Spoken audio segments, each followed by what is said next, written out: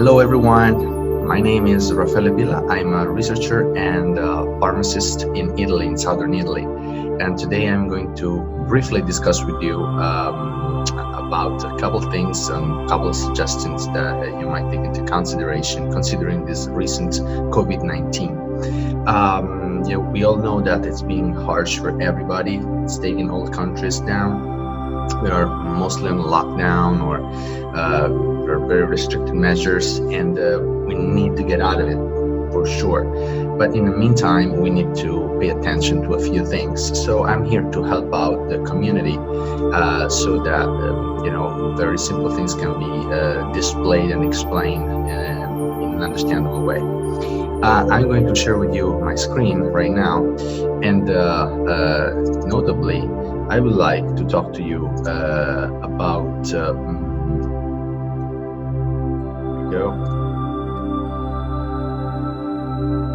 nutrition, social behavior, and physical exercise during the COVID-19. Just a brief presentation.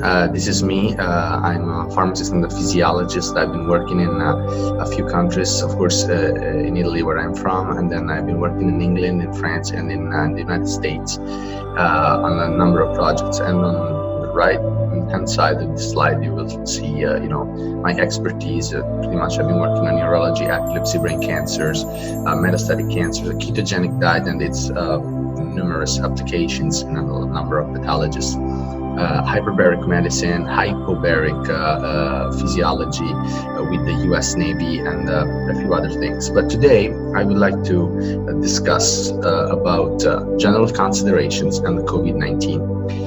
We all need energy, we know that, but the problem is that during this period we are moving much less, so we need a lower energy intake. So, of course, we need to get very good quality groceries. So this is probably the base advice I can give you. But let's not attack supermarkets. Food is present. There is food guaranteed pretty much everywhere, so there's no need to overbuy. We should also stay fit and keep our immune system healthy and efficient, so maybe using some probiotics would help. But let's consider what to eat. Definitely fruit and vegetables should always be present on our tables. The best option would be 5 portions of fresh veggies per day, like 5 different, 6 different, 7 different colors, you can name it. And then we can actually launch ourselves in cooking experiments. That would be actually nice, especially during this, period. We are not very busy, so we can actually experiment a lot. Fruit and vegetables, especially vegetables, are great as a snack. Anytime, we're hungry or feel like we want something to eat, and they're perfect for kids and adults. But then let's move to proteins. Proteins can be animal or vegetable. From animal we can have like fish, any sort of fish, or meat, or red meat or chicken. And vegetable we can have beans or almonds and so forth. Another advice I can give you is to soak dry legumes and cook them later or the next day. Then cook larger portions and stock them so you can have it for 3-4 days. Don't forget, legumes can be used also for sauces and veggie burgers. I didn't know that, I just learned it. You can also cook fresh or frozen fish, but definitely eat fish as much as you can. Fish is always good. Red meat, on the other hand, should be consumed not more than twice a week. Let's move to carbohydrates. Carbohydrates can be split into complex and simple. Complex are the good ones. Where do they come from? From whole food sources. They are slower to be digested, and so they leave us fuller for a longer time. They don't spike up and down our blood, insulin, and sugar. So this is a good thing. And the energy is released very slowly. Whereas simple carbs, you can see in the picture on the right-hand side, come from refined and highly processed food. They are digested much faster, so they leave us unsatisfied much sooner. and they give us much higher spikes of sugar and insulin in our blood, and we can never have enough of this. So let's move into details. Complex carbs, the good ones, can actually be like bread or pasta, but also spelled oat, barley, but also different types of flours. We should get creative during these days also with the complex carbs, but let's definitely avoid or limit to a minimum the simple carbs. So the ones you can see in the picture, like honey or soda cans or jellies and stuff like that. Why should we limit it? Because our body weight can increase. This can lead us to being overweight. The overweight can actually be led to obesity or pre-obesity, and so the chronic disease risk will augment. Let's not overeat this kind of carbohydrates, and please, let's read labels all the time. It's very important to know what we're eating.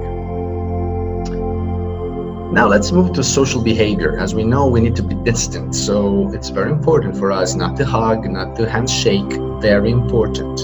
In fact, the suggestions I can give you come straight from the World Health Organization. If we go on the street, let's do not shake hands. Of course, this is obvious. What is less obvious is that after we touch several things, we go to the supermarket, to the pharmacy store, to any place, and we touch things, we tend to touch our eyes, mouth, or nose. We should avoid that at all, because on the surface of our gloves, if we're using them, or even the skin, we can actually have a high charge of virus. But even best case scenario could be bacteria at this moment, but that's not good for us. If ever we need to sneeze, let's do it in the elbow. That's a very simple suggestion that the World Health Organization is providing forever. So let's not forget that. Not in our hands, definitely, but in the elbow. Let's clean the surfaces we use in the house as often as possible with a disinfectant solution based, like alcohol or similar. Make sure that they're always clean and disinfected before we use them. And please make particular attention, pay attention, to what the media are saying right now, because there's a lot of fake news out there. We should be able to discriminate what's good and what's bad. We have to distinguish it. But that's not over.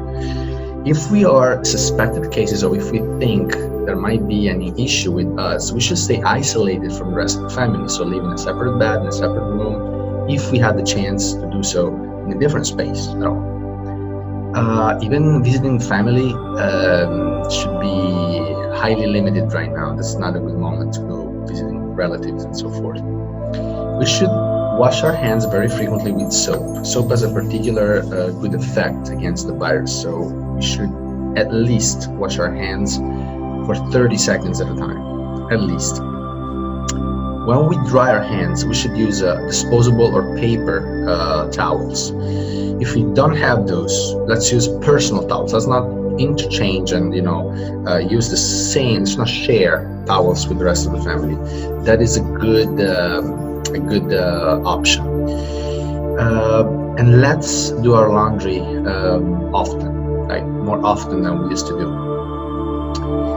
Going on, we should avoid any contacts with body fluid. Of course, they're very dangerous. And we should use disinfectant gels as often as possible. If any of our relatives at home, if us too, feel that we have fever, cough, sore throat, or breathing difficulties, let's contact immediately the local emergency numbers or the family doctor to make sure they take care of us. That's very important. We need to be very fast on this process. But let's not forget about the stress. World Health Organization actually tells us that stress can actually play a very important role during this time. So what's the best option? What's the best thing to do? Well, keep in touch with friends and relatives. You remember we needed to make that particular call, but we didn't find the time to do so. Well, let's do it right now. Let's call them right now.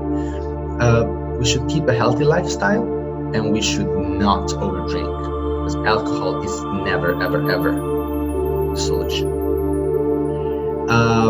But we should also get informed daily and reliably. Why do I say reliably? As I said before, because there's a lot of fake news out there. So make sure to distinguish and to take your information from the right sources. Let's avoid the over-concern. Let's avoid to be preoccupied for nothing. And try to remember those particular situations in which you got over some particular hard times successfully. Well, try to replicate that kind of mood. That basically means success. But let's go to the physical exercise. We should, yes, stay home, but keep active. In fact, the World Health Organization is recommending us to move at some point, to do something. So we should, the best option would be to exercise at least, 3 times a week. The best would be 40 minutes a day, but we reckon that not everybody has the time or the will to do so. So at least 3 times a week, that would work. How? Online classes. If you go on YouTube, it's full of these classes, free classes that you can take. Dance, sport video games you can play, fantastic. Or you can jump rope, and do not forget the stretching. Let's go into details. When you do so, do not forget to do some warm-up exercises. Like what? Jogging, marching, back kicking, knee bending, anything. This kind of activity also depends on how we were active before COVID-19. Of course, those who were very active know already what to do. Those who were not should, start getting a little more active to avoid some problems later. So we do some warm-up exercises that are listed in this slide, but of course you can choose any sort of warm-up exercises you can find online. Just do it. Make sure you do it to warm up your muscles before you start exercising. The real exercises could be something like this that you can find here on the slide: elbow plank, squat, push-ups, sit-ups, any sort of exercise like floor exercises. You don't need any gear to do so. You can do this at home. The more you move, the better you feel. Of course, let's not overdo it. If we feel that we have pain, we should stop. So after we do this exercise, let's not forget to stretch our muscles. This is very important to get our muscles and tendons stretched and to prepare to rest. These are a few examples like twist or down dog or cat, puppy pose. There's a lot of them. You can find them online. It's just an example. You can find them actually a lot online. And that's pretty much it. I would like to thank you, everyone, for your attention, and I will definitely be available for any sort of personal advice. You can shoot me an email. I will leave my email right now in the comments. And if you have any questions, please do not hesitate to ask. Wish you a wonderful day and stay